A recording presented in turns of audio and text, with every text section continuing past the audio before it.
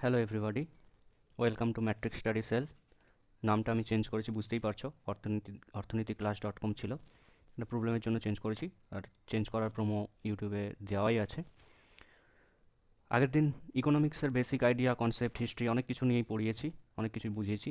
তো আজকে ইকোনমিক্সের একটা চ্যাপ্টার মাইক্রো ইকোনমিক্স, সেই চ্যাপ্টার নিয়ে আজকে ডিসকাস করব, একটা বেসিক আইডিয়া প্রোভাইড করব। চলো দেরি না করে শুরু করা যাক।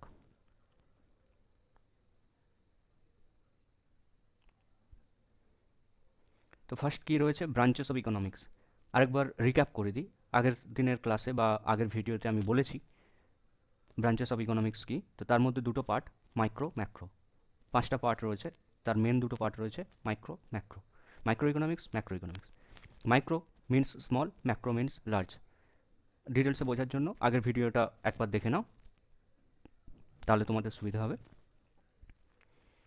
তো মাইক্রো ইকোনমিক্স আর ম্যাক্রো ইকোনমিক্স, ইম্পর্টেন্ট পয়েন্ট যেটা, যে micro economics, macro economics were coined by, word দুটো কে ফার্স্ট টাইম ইউজ করেন, কে প্রচলন করেন, প্রবর্তন করেন? Professor Ragnar Frisch, Ragnar A K Frisch. Competitive এক্সামে ভাইটাল কোশ্চেন, ওয়েস্ট বেঙ্গল 11-12-এ শর্ট কোশ্চেন হিসেবে দিতেই পারে, বা West Bengal board, CBSE board, ICSE board 11-12-এ শর্ট কোশ্চেন হিসেবে দিতেই পারে। বাট কম্পিটিটিভ এক্সামে এই কোশ্চেনটা খুব ভাইটাল। আগের দিন বলেছিলাম যে ফাদার অফ ক্লাসিক্যাল ইকোনমিক্স বা ফাদার অফ ইকোনমিক্স একই একজন। যারা জানো তাহলে মনে মনে রিক্যাপ করে দাও, যারা জানো না বলে দিচ্ছি। Adam Smith, Adam Smith, father of classical economics বা father of economics, Adam Smith. তো আজকে একটা নতুন ডেটা পেলাম যে professor Ragnar Frisch first time micro economics, macro economics word দুটো ইউজ করেছিলেন। তো চলো এবার মাইক্রো ইকোনমিক্সের ডেফিনেশনে চলে যাই।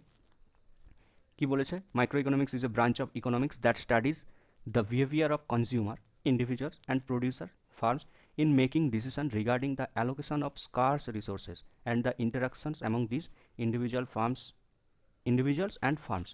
মানে কনজিউমার আর প্রডিউসারের মধ্যে ইন্টারাকশান, এটা মাইক্রো ইকোনমিক্সের মধ্যে পাওয়া যায়। আরেকটা কি পাওয়া যায়? Making decision regarding allocation of scarce resources. মানে ফার্স্ট টাইম ইন্টারাকশান হবে, কনজিউমার ডিমান্ড করবে, কি কিনবে, কি ইউজ, কি কনজিউম করবে, তার ডিমান্ড করবে। ডিমান্ডের শর্ট ফর্ম ডিডি, মানে এটা বোঝানোর জন্য করলাম। আর সাপ্লাইয়ের হচ্ছে এসএস। কনজিউমার ডিমান্ড করার পর প্রডিউসার সাপ্লাই করবে, সাপ্লাই দেবে। বাট সাপ্লাই দেওয়ার আগে তাকে তো প্রোডাকশান করতে হবে। প্রোডাকশানটা কীভাবে করবে? Resource allocation, scarce resource allocation. এই যে অ্যালোকেশানস অফ স্কার্স রিসোর্সেস, এই অ্যালোকেশান করে সে প্রোডাকশান করবে, প্রোডাকশান করবে, তারপরে সাপ্লাই দেবে। কাকে? না, কনজিউমারকে। এই হচ্ছে চেন। তো সেটাই বলেছে যে making decision regarding the allocation of scarce resources and interaction with consumer আর প্রডিউসারের মধ্যে ইন্টারাকশান, এটাই মাইক্রো ইকোনমিক্স। এবার নিচে একটা ছোট্ট পয়েন্ট দেওয়া রয়েছে, দেখে নাও। Consumer demand side, consumer equals to demand side, আর producer equals to supply side. কনজিউমারকে আমরা ডিমান্ড সাইড হিসেবে ধরবো, বা এটাই ধরবো না, এটাই ফ্যাক্ট যে কনজিউমার ডিমান্ড করবে, প্রডিউসার সেই ডিমান্ডের এগেনস্টে সাপ্লাই দেবে। এটাই ব্যাপার, এটাই মাইক্রো ইকোনমিক্স। চলো নেক্সট স্লাইডে যাওয়া যাক।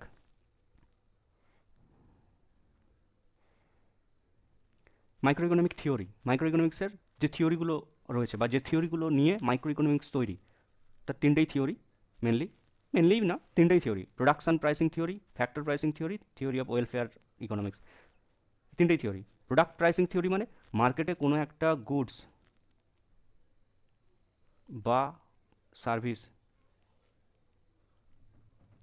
এর প্রাইস কত হবে, সেটা ডিটারমিনেন্ট, সেটা ডিটারমিনেশন হয় প্রোডাক্ট প্রাইসিং থিওরির মাধ্যমে। সাপোজ মার্কেটে গিয়েছো তুমি সবজি কিনতে, যে কোনো একটা পটল, পটলের দাম কি হবে, পটলের দামটা কিভাবে ডিটারমিন হবে? যে কেউ তো করে দিতে পারে না। সেটা কিভাবে হয়?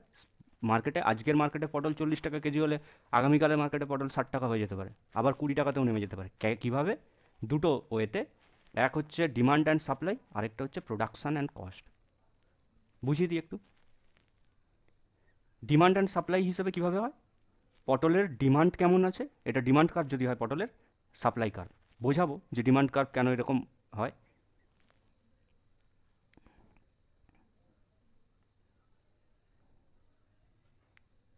ডিমান্ড কার্ভ আর সাপ্লাই কার্ভ, এটা বোঝাবো যে কিভাবে হয়।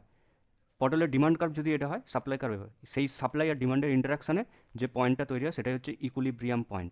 সেই ইকুইলিব্রিয়াম পয়েন্ট ওয়াইজ ভার্টিক্যাল এক্সিসে প্রাইস আর হরাইজন্টাল এক্সিসে কোয়ান্টিটি ডিমান্ডেড বা কোয়ান্টিটি,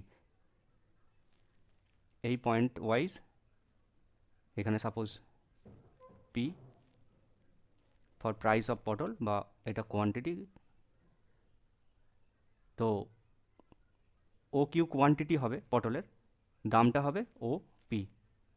এটাই হচ্ছে, এটা জাস্ট স্মল একটা আইডিয়া দিলাম, ব্রিফলি আরও পরে নেক্সট ক্লাসে বুঝিয়ে দেবো, মানে যখন যে ডিমান্ড সাপ্লাই নিয়ে ক্লাস করাবো, এই ডিমান্ড সাপ্লাই নিয়ে যখন ইন্ডিভিজুয়ালি ক্লাস করবো তখন বুঝিয়ে দেবো। তো এই হচ্ছে ব্যাপার ডিমান্ড অ্যান্ড সাপ্লাই, যে পটলের ডিমান্ড কেমন আছে তার, আর সাপ্লাই যদি ডিমান্ডের থেকে সাপ্লাই বেশি হয়ে যায় তাহলে প্রাইস কমবে, আর ডিমান্ডের থেকে যদি সাপ্লাই কমে যায় তাহলে প্রাইস বাড়বে। এই হচ্ছে ফ্যাক্ট। নেক্সট আছে প্রোডাকশান অ্যান্ড কস্ট। পটলের প্রোডাকশান যদি হিউজ হয়ে যায়, প্রোডাকশান সাপোজ বেড়ে গেল আর কস্টও বাড়লো, তাহলে বলতে গেলে প্রাইসটা কনস্ট্যান্ট থাকবে বলা যেতে পারে। বাট প্রোডাকশান যদি বাড়ে আর কস্ট যদি কমে, প্রোডাকশান হিউজ বাড়লো, কস্ট কমে গেল, তখন কি হবে? তাহলে পটলের প্রাইসটা ফল করবে, পটলের প্রাইস ফল করবে। অ্যাজ ওয়েল অ্যাজ যদি প্রোডাকশান কমে যায়, কস্ট বেড়ে যায়, প্রোডাকশান কমে গিয়ে যদি কস্ট বেড়ে যায় তাহলে পটলের প্রাইসটা ইনক্রিজ করবে। এই হচ্ছে ব্যাপার প্রোডাকশান কস্ট। এবার কি না, প্রোডাকশান কস্টটা কীভাবে হয় তার নিচের ফ্যাক্টর প্রাইসিং থিওরিতে স্পেশালি কস্ট, একটা প্রোডাক্টের প্রোডাকশান কস্ট কতটা হয় সেটা ফ্যাক্টর প্রাইসিং থিওরির সঙ্গে কিছুটা রিলেটেড। যেমন আমরা জানি যে 4টে factors of production: labour, land, capital, enterprise. লেবারকে কী দিতে হয়? ওয়েজ দিতে হয়। ল্যান্ডকে রেন্ট দিতে হয়। ক্যাপিটালের এগেনস্টে, ক্যাপিটাল মানে কি, মার্কেট থেকে ধার নিয়েছে, শেয়ার বাজার থেকে, ব্যাংকের কাছ থেকে, যাই হোক ধার নিয়েছে, তার এগেনস্টে ইন্টারেস্ট পে করতে। আর এন্টারপ্রাইজ মানে যেটা ম্যানেজমেন্ট সিস্টেম, একটা ফার্ম চলতে গেলে যে ম্যানেজমেন্ট, সেটাকে এন্টারপ্রাইজ বলা হয়। তো তাকে প্রফিট দিতে হয়, বা মালিক, ফার্মের প্রডিউসার যে, তার তো প্রফিট, তার তো অবজেক্টিভ হচ্ছে প্রফিট গেন করা, তো সেটাই হচ্ছে ফ্যাক্ট, তো তাকে প্রফিট দিতে হয়। তো এইগুলোই হচ্ছে প্রোডাকশান কস্টের আন্ডারে যায়, কস্টের আন্ডারে যায়, এইগুলোই হচ্ছে কস্টের আন্ডারে যায়। সেই কস্ট করার পর এবার কতটা কোয়ান্টিটি হয়েছে, কতটা কস্ট হয়েছে, সেগুলো মেজার করে প্রোডাকশান কস্ট তৈরি হয়। প্রোডাকশান কস্টের ওপর মেজার করে প্রাইস ডিটারমিনেশন হয়, প্রোডাকশান কস্টের ওপর প্রাইস ডিটারমিনেশন হয়। এবার ফাইনাল প্রাইস কীভাবে হয়, যেটা আমরা জানি এমআরপি রেট, যে কোনো একটা প্রোডাক্টের মধ্যে লেখা থাকে MRP rate, maximum retail price. সেটা কীভাবে? এই প্রোডাকশান কোয়ান্টিটি, এই কস্ট যে থাকে, প্রোডাকশান কস্ট, সবগুলো মিলিয়ে প্রোডাকশান কস্ট তৈরি হয়, সেই কস্টের সঙ্গে ট্যাক্স ইম্পোজ হয়, তারপরে এমআরপি আসে। প্রোডাকশান কস্টের সঙ্গে ট্যাক্স ইম্পোজ হয়, তারপরে আমরা এমআরপিটা পাই। তো এই হচ্ছে ফ্যাক্ট, আর কিছুই না। ফ্যাক্টর প্রাইসিং থিওরি বোঝালাম, প্রোডাকশান বা প্রোডাক্ট প্রাইসিং থিওরি। লাস্টটা রয়েছে যেটা ওয়েলফেয়ার ইকোনমিক্স, এটা নেক্সট স্লাইডে গিয়ে বোঝাবো। নেক্সট স্লাইডে অনেক কিছু ইনফরমেশন দেওয়া রয়েছে, সেখানে গিয়ে বোঝাচ্ছি। চলো নেক্সট স্লাইডে যাওয়া যাক। ফার্স্টে রয়েছে product pricing theory. Product pricing theory আমরা দেখে নিই আরেকবার। প্রোডাক্ট প্রাইসিং থিওরি কী দিয়েছে? States that the price for any specific goods and service is based on the relationship between its supply and demand. It also describes that point at which the benefit gains from those who demand the entity meets the seller's marginal cost is the most optimal market price. তো marginal কস্টের সঙ্গে মার্কেটের optimal price match করবে, তখনই product pricing থিওরির একটা, যেটা production and কস্টের theory. First লাইনটা বলেছে সাপ্লাই অ্যান্ড ডিমান্ড, এটা ফার্স্ট থিওরি, ডিমান্ড থিওরি বা supply demand theory. Second production and cost theory হচ্ছে marginal most optimal market price, এই দুটোই বলেছে। ফ্যাক্টর প্রাইসিংয়ে কী দিয়েছে? Deals with price determination different ফ্যাক্টরসগুলো যেগুলো প্রোডাকশানে আমরা ইউজ করি, তার যে price, wage, rent, interest, profit, তো আগেরটাতেই বুঝিয়েছি। মেন যেটা এখানে এই স্লাইডের থিওরি অফ ওয়েলফেয়ার ইকোনমিক্স কী কী বলেছে আমরা একবার পড়ে নিই। Evaluate well-being at the aggregate level using microeconomic technique. It guides about public policy towards the increasing the total goods of society using tools such as cost benefit analysis, social welfare function. অনেকগুলো word আছে, vital word, একবার চোখ বুলিয়ে নিই, একবার discuss করে নিই। First রয়েছে মাইক্রো ইকোনমিক টেকনিক, কীভাবে হয় এই পয়েন্টটা সবার শেষ বোঝাচ্ছি। কীভাবে হয়? ফার্স্টে পাবলিক পলিসি। পাবলিক পলিসি মানে আমরা পড়বো যে এটা ম্যাক্রো ইকোনমিকের একটা টার্ম বলা যেতে পারে। পাবলিক পলিসি মানে আমাদের গভর্নমেন্টের পলিসি, সেটাই public policy. Towards the total goods of social, সোশ্যালের টোটাল গুডস, সোশ্যালের যে কোনো গুডস, একটা রাস্তা হতে পারে, স্কুল হতে পারে, হসপিটাল হতে পারে, তারপরে লাইব্রেরি হতে পারে, রাস্তাঘাট হতে পারে, পুকুর হতে পারে, এটসেট্রা এটসেট্রা, বিভিন্ন রকম প্রোডাক্ট রয়েছে একটা সোশ্যালে। তো সেটাই হচ্ছে social total goods of society. এবার using tools such as cost benefit analysis and social welfare economics, এই দুটো পয়েন্ট বুঝিয়ে দিই। যে দুটো টুলস বলেছে, cost benefit analysis. Cost benefit analysis মানে সাপোজ একটা কোনো জায়গায় কিছু একটা প্রোডাকশন হবে, কে করবে? গভর্নমেন্ট করবে। গভর্নমেন্ট মানে পাবলিক, পাবলিক পলিসি যাকে বলে, গভর্নমেন্ট করবে। কী তৈরি করবে? সাপোজ রাস্তা তৈরি করবে, রাস্তা তৈরি করবে। রাস্তা তৈরি করার জন্য কস্ট বেনিফিট অ্যানালিসিস, কাদেরকে নিয়োগ নিয়োগ করবে? কোনো একটা জায়গায় যখন রাস্তা তৈরি হয়, কাদেরকে নিয়োগ করবে? না ওই জায়গার যারা বাস করে, যারা বাস করে তাদেরকেই নিয়োগ করবে রাস্তাটা তৈরি করার জন্য। তাহলে কি হবে? না রাস্তা তৈরি করার জন্য যে খরচা, যে টাকাটা এক্সপেন্ড করবে গভর্নমেন্ট, সেটা এদের কাছেই আসবে, সেটা ওই এলাকার লোকের কাছেই থাকবে, লোকের অ্যাকাউন্টে যাবে, লোকেদের ইনকাম হবে। গভর্নমেন্ট যে টাকাটা এক্সপেন্ড করবে, যে টাকাটা গভর্নমেন্ট এক্সপেন্ড করবে, যে টাকাটা গভর্নমেন্ট এক্সপেন্ড করবে, সেটা ওই পাবলিকের কাছেই যাবে, কারণ ওরা নিজেদের এলাকায় নিজেরা কাজ করছে। এটা হলো কস্ট বেনিফিট অ্যানালিসিস। এবার সোশ্যাল ওয়েলফেয়ার ফাংশন কি? না ওই এলাকায় যে রাস্তা বা পুকুর তৈরি হলো বা যা কিছু তৈরি হলো, ইউজ কে করবে? ওখানকারই পাবলিক করবে, অন্য কেউ তো করবে না। তাহলে পয়েন্ট নাম্বার ওয়ান, ওখানে যখন রাস্তা তৈরি হচ্ছে, গভর্নমেন্ট যে এক্সপেন্ডিচার করছে, সেটা কাদের হাতে যাবে? ওই পাবলিকদের কাছেই যাবে, ওখানকার লোকেদের কাছেই যাবে। Point number two, social welfare মানে ওখানকার লোকেদের জন্যই রাস্তা, স্কুল, কলেজ বা যেগুলো সোশ্যাল ইন্ডিকেটর তৈরি করে সেগুলো। এইটাই হচ্ছে কস্ট বেনিফিট আর সোশ্যাল ওয়েলফেয়ার ফাংশনের থিওরি। এবার পাবলিক পলিসিতে বুঝলাম, এবার মাইক্রো ইকোনমিক টেকনিক্সটাও কি বুঝিয়ে দিই। মাইক্রো ইকোনমিক্স টেকনিক হচ্ছে, সাপোজ একটা, আমরা কি জানি, সবথেকে ছোট যদি অ্যাডমিনিস্ট্রেটিভ সেক্টর যদি দেখা যায় আমাদের, তাহলে পঞ্চায়েত বলা যেতে পারে। আমাদের সিস্টেমে পঞ্চায়েত বা মিউনিসিপ্যাল। তো একটা পঞ্চায়েত বিশাল একটা পঞ্চায়েত, পঞ্চায়েত থেকে ব্লক, ব্লক থেকে এসডিও, এসডিও থেকে ডিস্ট্রিক্ট, ডিস্ট্রিক্ট থেকে স্টেট, স্টেট থেকে কান্ট্রি বা নেশন। তো সব থেকে কাছে যদি ধরি পঞ্চায়েত বা মিউনিসিপ্যালিটি, এটা একটা পঞ্চায়েতের বিশাল বড় এরিয়া। বিশাল বড় এরিয়ায় এই জায়গায় হয়তো রাস্তা লাগবে, এই জায়গায় হয়তো ওয়াটার রিসোর্স লাগবে, খাল পুকুর এটসেট্রা। এই জায়গায় হয়তো স্কুল লাগবে, এই জায়গায় হয়তো পানীয় জলের জন্য নলকূপ লাগবে। তো বিভিন্ন জায়গায় বিভিন্ন রকম তাদের ডিমান্ডস। এখন একটা পঞ্চায়েত এরিয়ায় যদি কোথাও একটা রাস্তা, সাপোজ এইখানে রাস্তা লাগবে, এখানে রাস্তা লাগবে, তো এই রাস্তার জন্য পুরো পঞ্চায়েত এরিয়ায় তো রাস্তা তৈরি করতে পারে না, তাহলে তো লস। দেখা যাবে এখানে রাস্তা আছে, এখানে রাস্তা আছে, এখানে রাস্তা আছে, তাহলে তো পঞ্চায়েতের লস হলো, গভর্নমেন্টের লস হলো। তাই তারা কি করবে? যে এরিয়ায় যেটা প্রয়োজন, যে এরিয়ায় যেটা প্রয়োজন সেই এরিয়া সেটাই তৈরি করবে। যেমন এই রাস্তা, এই জায়গায় রাস্তা দরকার, রাস্তা করবে। এদিকে পুকুর দরকার, পুকুর করবে। এখানে নলকূপ দরকার, নলকূপ করবে। এখানে খাল সংস্কার করা দরকার, খাল সংস্কার করবে। স্কুল দরকার, স্কুল করবে, যেটা যেখানে দরকার। তো এই হচ্ছে মাইক্রো ইকোনমিক টেকনিক। এখানে আরেকটা ইনফরমেশন দিয়ে রাখি, যে মাইক্রো ইকোনমিক টেকনিক্স মানে গ্রাস রুট লেভেলের ডেভেলপমেন্ট, একদম পঞ্চায়েত যেটা ব্যাপার, একদম গ্রাস রুট লেভেল থেকে। কান্ট্রিতে যারা সাপোজ প্রধানমন্ত্রী অফিসে তো বসে কাজ হয়, বা আমাদের যদি নবান্ন ধরা হয়, নবান্নতে যে অফিসাররা বসে আছে তারা তো দেখতে যাচ্ছে না যে কোন এলাকায় কী লাগবে। পঞ্চায়েত রিপোর্ট পাঠায়, মিউনিসিপ্যালিটি রিপোর্ট পাঠায়, টাকা স্যাংশন হয়ে কাজ হয়। এই হচ্ছে ফ্যাক্ট। তো এই থিওরিটা কে দিয়েছিলেন? ফার্স্ট যদি দেখা যায় আমাদের কনস্টিটিউশনে এটা রয়েছে, পঞ্চায়েতি রাজ যাকে বলা হয়, পঞ্চায়েতি রাজ।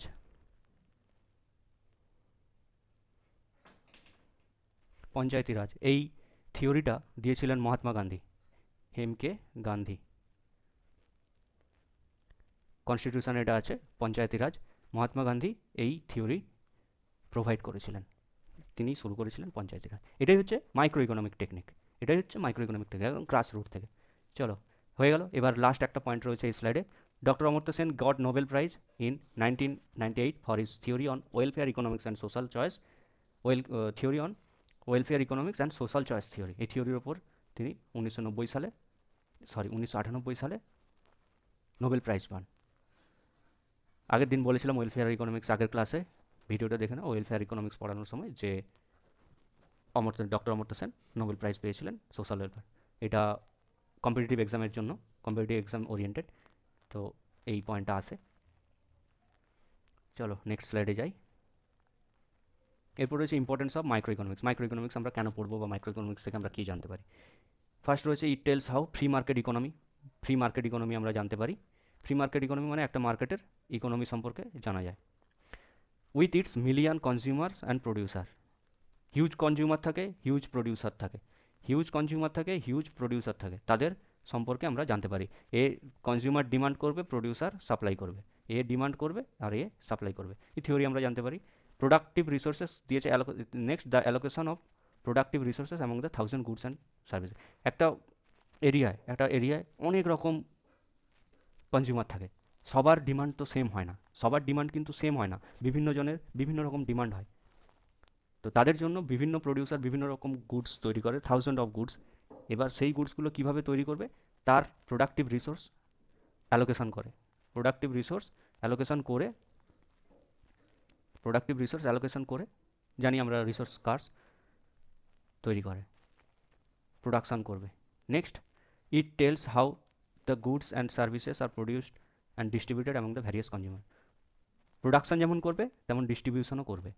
এ ডিমান্ড করার পর, কনজিউমার ডিমান্ড করার পর এ ফার্স্ট প্রোডাকশান করবে, সাপ্লায়ার প্রোডাকশান করবে, তারপরে প্রোডাকশান করার পর কনজিউমারের কাছে সাপ্লাই দেবে। এটাই হচ্ছে ফ্যাক্ট।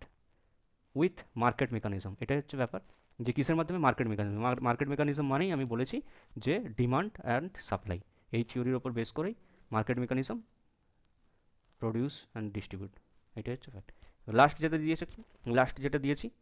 পয়েন্ট যেটা রয়েছে, it explain the conditions of efficiency, consumption and production. Efficiency in the in the consumption and production. কনজামশানের এফিসিয়েন্সি, প্রোডাকশানের এফিসিয়েন্সি। একটা কনজিউমারের কনজামশানের এফিসিয়েন্সি, কতটা সে কনজিউম করতে পারবে, তার পারচেজিং পাওয়ার কতটা রয়েছে, তার ইনকাম কতটা, বিভিন্ন রকম সেই হিসাবে এগুলো ডিটারমিন করা যায়। আর একটা প্রোডাকশানের রিসোর্স কতটা রয়েছে, র মেটেরিয়াল কতটা রয়েছে, তার ক্যাপিটাল কতটা রয়েছে, তার উপরে প্রোডাকশানের কন্ডিশন বা এফিসিয়েন্সি ডিপেন্ড করা যায়। সেটা আমরা মাইক্রো ইকোনমিক্স দিয়ে বুঝতে পারবো। এই হচ্ছে ব্যাপার। এরপর নেক্সট স্লাইড।